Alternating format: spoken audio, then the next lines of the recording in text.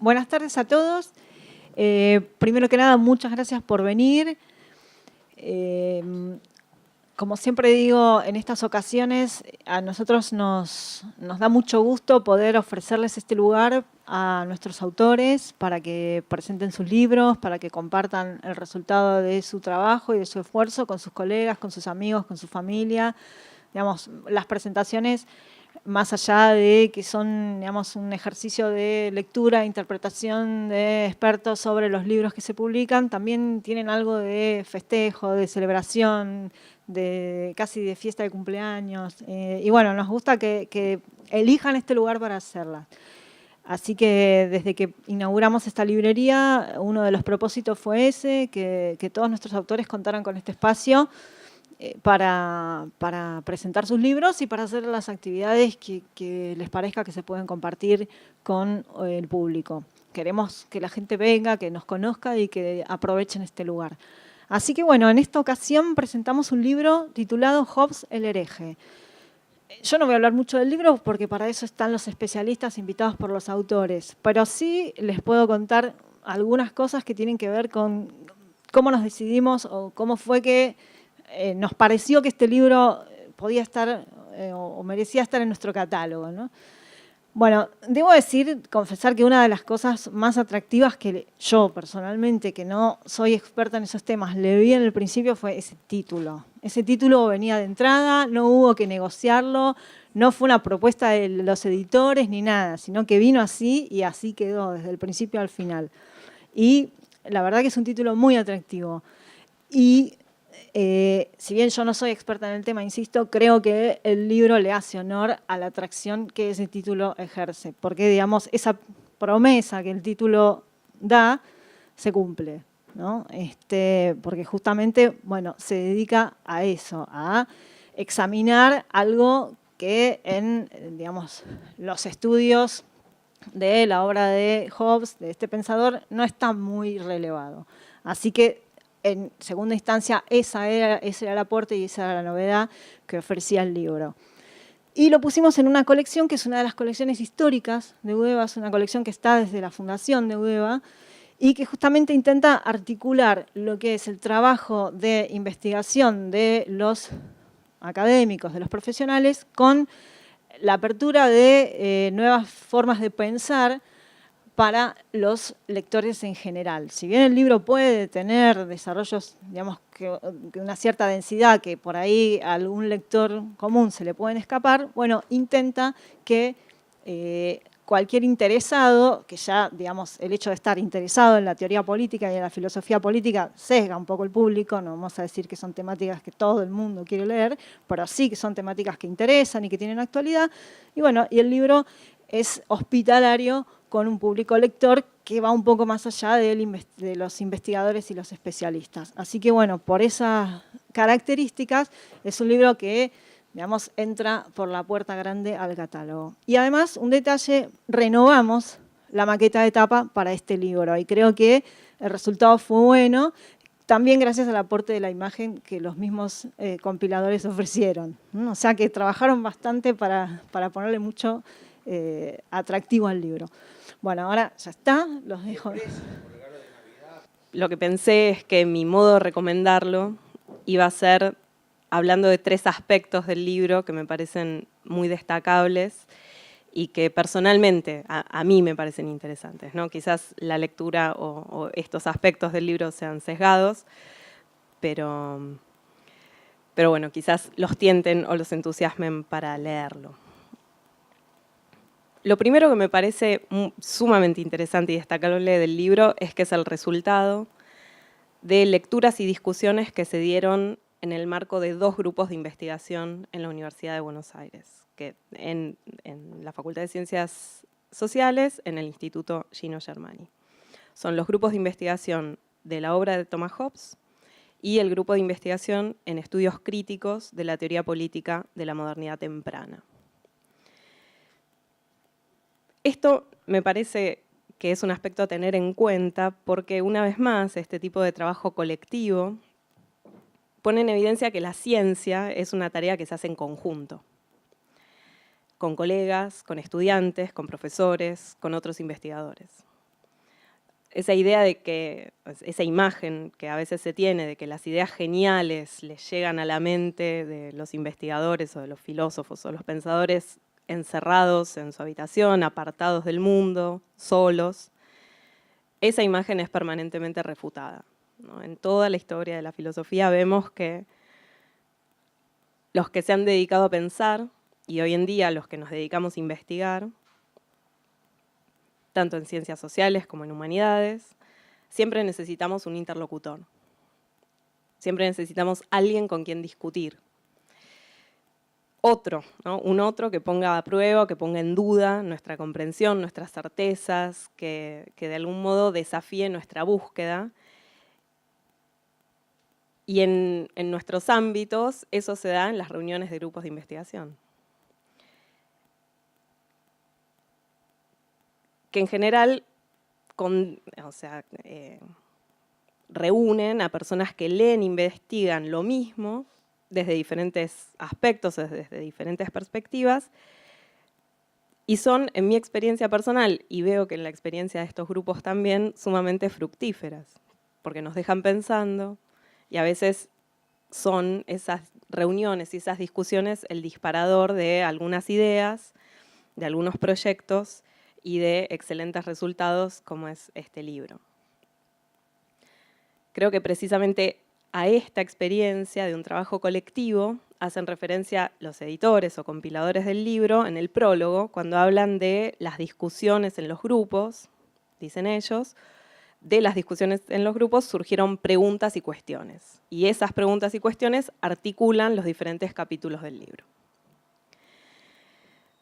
Pero además, esas preguntas y cuestiones motivaron la invitación por parte de los autores a otros autores, que también se ocupan de los mismos temas o que también piensan los mismos problemas, a participar del libro, ¿no? Hay algunas personas que contribuyen con textos que no participan de estos libros, pero que comparten con ellos afinidades teóricas, sentimientos de admiración mutua, el interés por los mismos temas. Y ese aspecto también me parece importante, también me parece que habla del tipo de trabajo que se hace en los grupos de investigación, porque lo que muestra es otra de las características de este trabajo intelectual colectivo, que personalmente también valoro mucho, que es que los grupos no están cerrados sobre sí mismos. Los grupos son siempre permeables a otros, siempre están en contacto con otros grupos o con otras personas, con otros especialistas o profesores. Y ese vínculo, ese intercambio, ese diálogo, es siempre muy enriquecedor. Y creo que eso también se ve en el libro.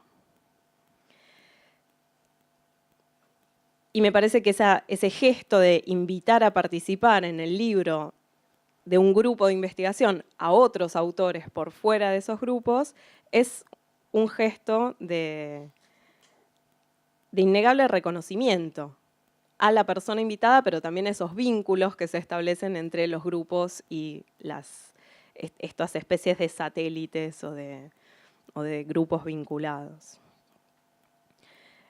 Esos vínculos que a veces son invisibles, no institucionales, muchas veces basados en algún vínculo personal, pero que son sumamente fuertes y que tienen resultados teóricos también importantes. Ahora, esto no significa, el hecho de que los textos sean resultado del trabajo de un grupo de investigación, no significa que todos digan lo mismo, ¿no? El que lo lea va a ver que cada uno de los capítulos tiene una perspectiva particular, aborda un tema particular, llega a conclusiones diferentes. Y en ese sentido también me parece valioso el trabajo, porque no hay que confundir trabajo colectivo con unanimidad de opinión o homogeneidad de lecturas. Pero lo que sí encontramos es que los escritos están en un mismo ámbito de discusión, abordan temas muy afines, se citan mutuamente y dialogan entre sí.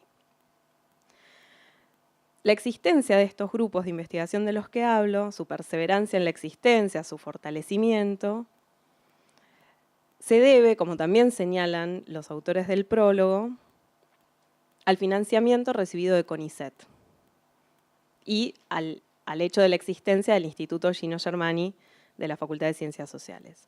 Todas instituciones públicas. Y el libro es, en este sentido, un testimonio de la potencia, de la capacidad de producir efectos de las instituciones públicas que financian la investigación científica.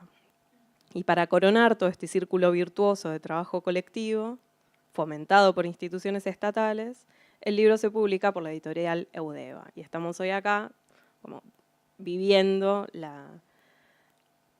y celebrando, como decía Jimena al principio, la aparición de un libro por una editorial universitaria de carácter nacional.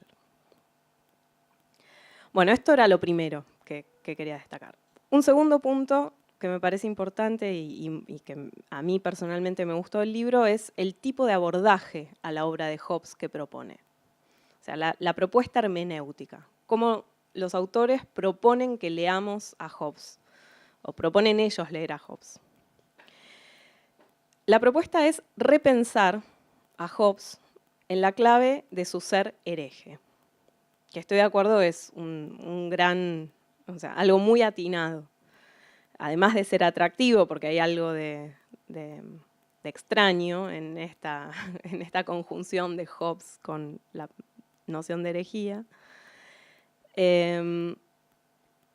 Cuando uno empieza a leer, se entera rápidamente que Hobbes fue acusado o sospechado de hereje y que los autores proponen tomar esta noción como la clave hermenéutica para volver a interpretar su obra, es una relectura de la obra de Hobbes.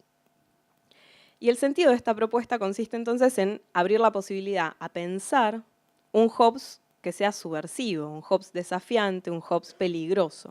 O sea, una imagen de Hobbes que rompa con esa otra imagen que domina gran parte de la bibliografía, como el autor de una filosofía conservadora que avala la monarquía absoluta. Entonces, esta estrategia de buscar esta imagen del Hobbes hereje supone recuperar y reactualizar la visión que los propios contemporáneos de Hobbes tuvieron de él.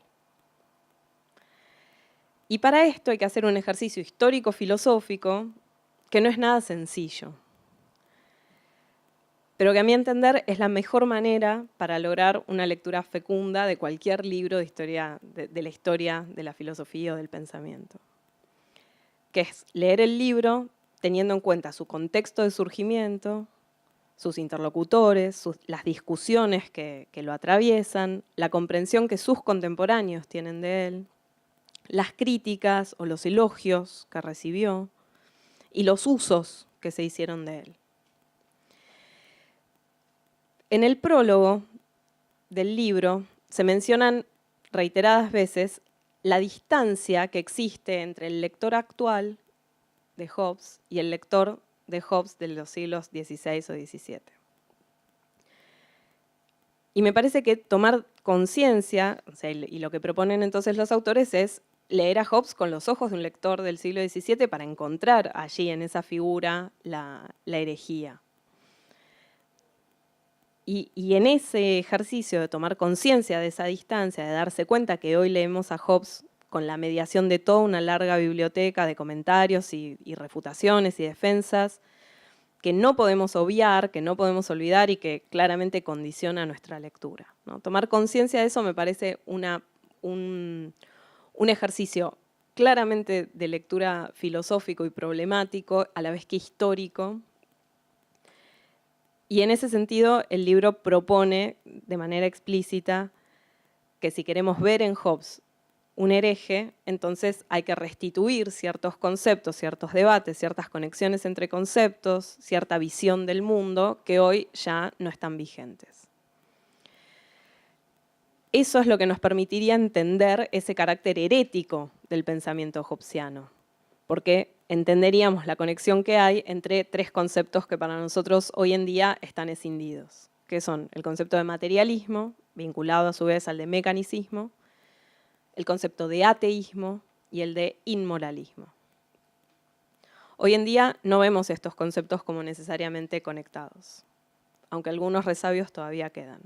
Pero para el siglo XVI y XVII y gran parte del XVIII también, era evidente que quien sostenía una visión materialista del mundo y negaba la existencia del alma como entidad espiritual dotada de libertad y de inmortalidad, necesariamente negaba también la existencia de Dios.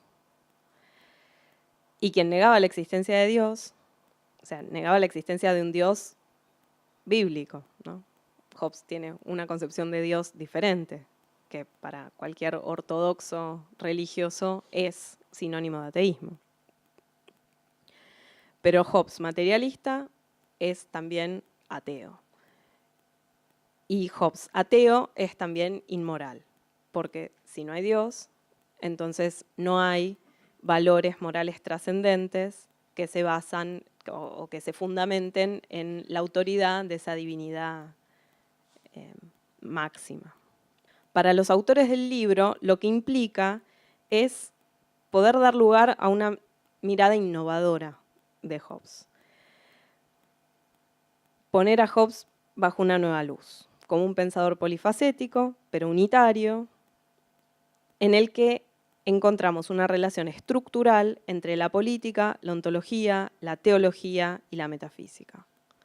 Es un pensador que en la corriente del racionalismo moderno no deja de presentar algunas anomalías y algunos problemas que lo vuelven, creo, un territorio fructífero para pensar el presente. Y por eso a lo largo de los distintos capítulos se expresa esta intención de echar una nueva mirada sobre un pensador clásico. Esto se hace de diferentes maneras, conduce también a diferentes conclusiones, pero todos, me parece que en esto hay un hilo que recorre todos los artículos, todos hacen esta lectura con la mirada puesta en el presente, encontrando y destacando esos aspectos del pensamiento de Hobbes, o sea, de este Hobbes renovado, releído bajo esta clave de lectura del Hobbes hereje, encontrando esos aspectos de Hobbes que permiten problematizar, seguir pensando los desafíos de nuestra época.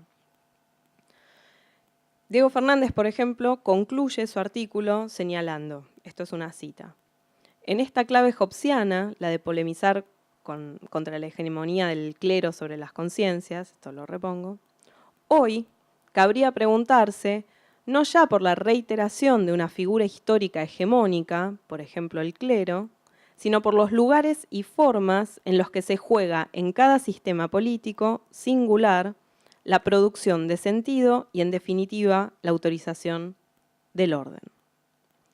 Gabriela Rodríguez Rial, que se ocupa de analizar los últimos 2 capítulos del Leviatán, en donde se desarrollan cuestiones específicamente teológicas, resalta como otra enseñanza de este gran maestro de la prudencia política, que no solo va más allá de la teología, sino también de su época, y podemos pensar, vale todavía para nuestros días, y ahora la cito, lo que resalta es, la materia de la teoría política es la historia.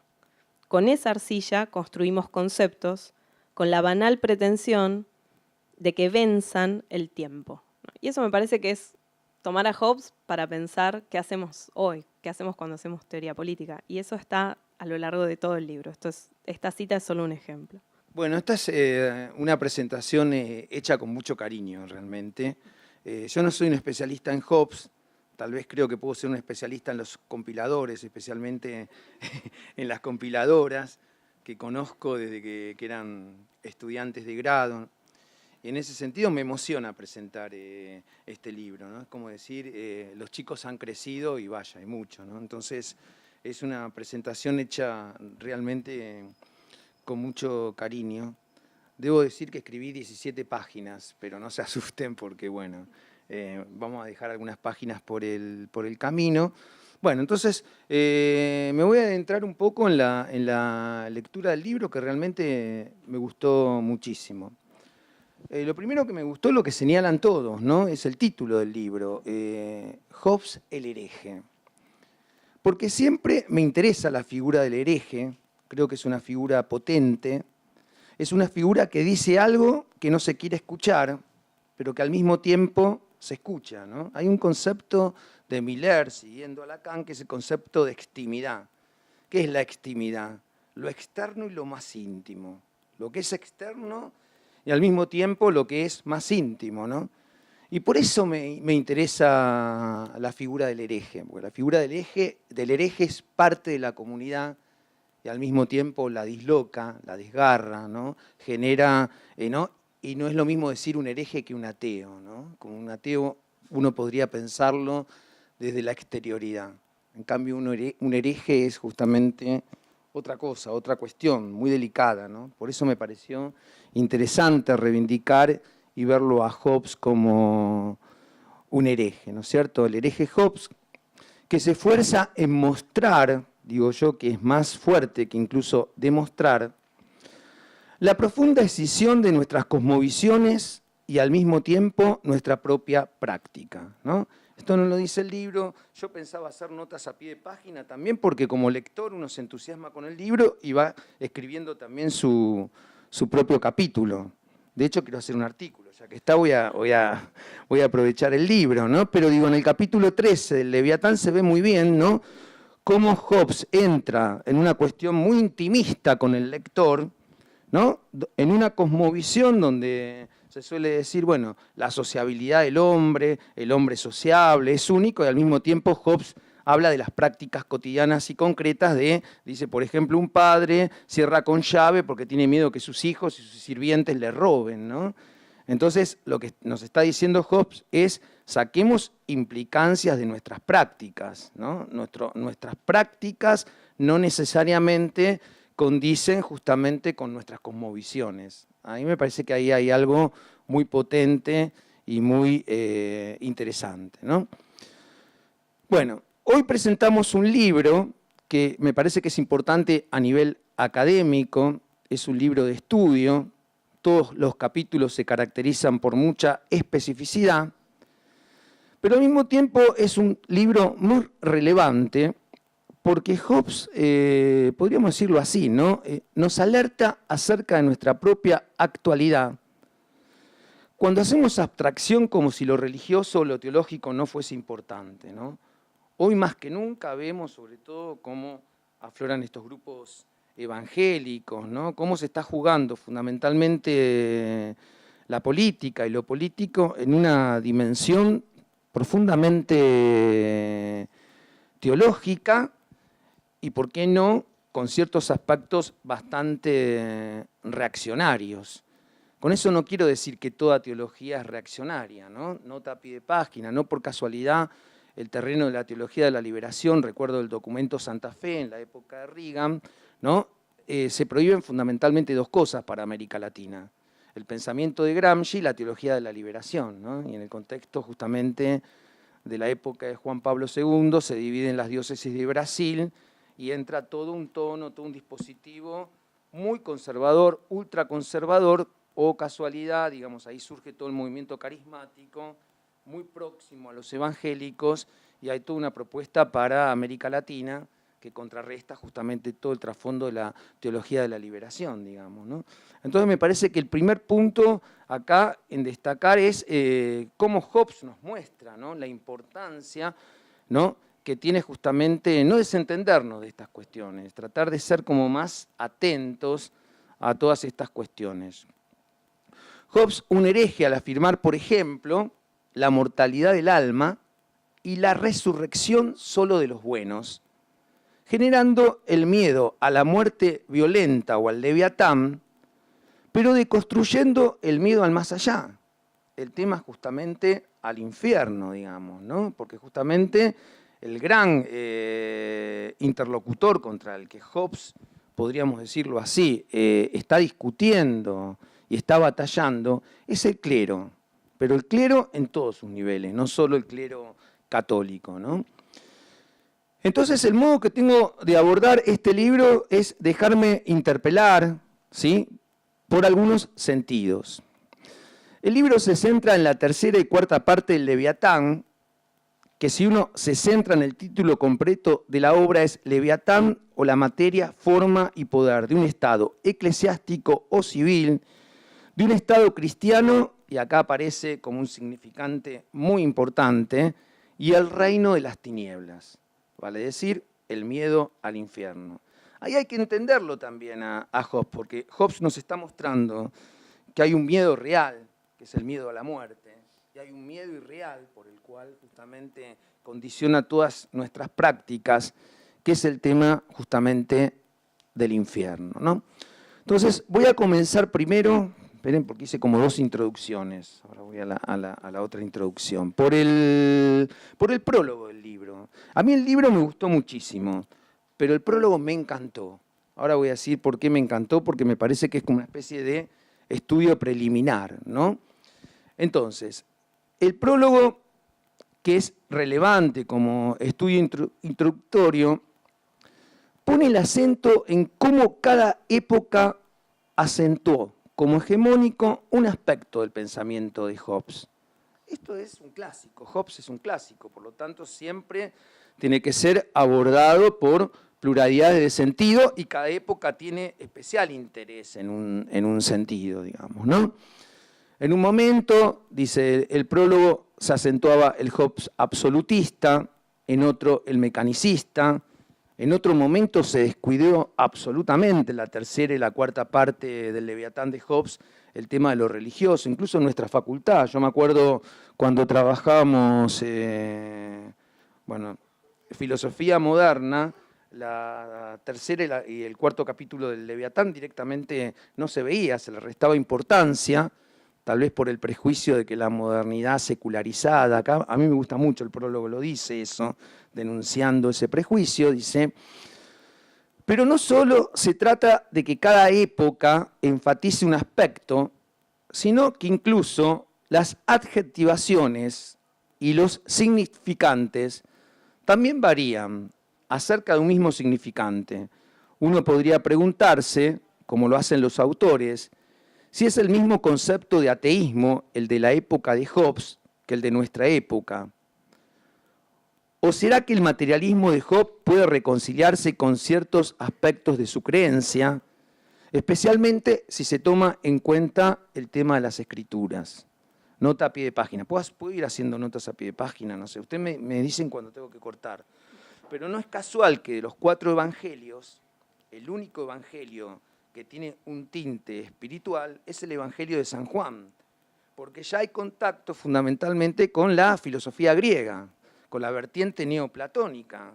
Entonces, este es un punto importante porque para la cultura hebrea en general, igual habría que hablar, una cosa es el documento sacerdotal, otra cosa es la cuestión deuteronómica, no sé, ahí no yavista, eloísta, pero lo cierto es que lo espiritual no está escindido de lo material, salvo en el Evangelio de San Juan, donde se empieza a partir justamente de este dualismo cuerpo y alma, ¿no?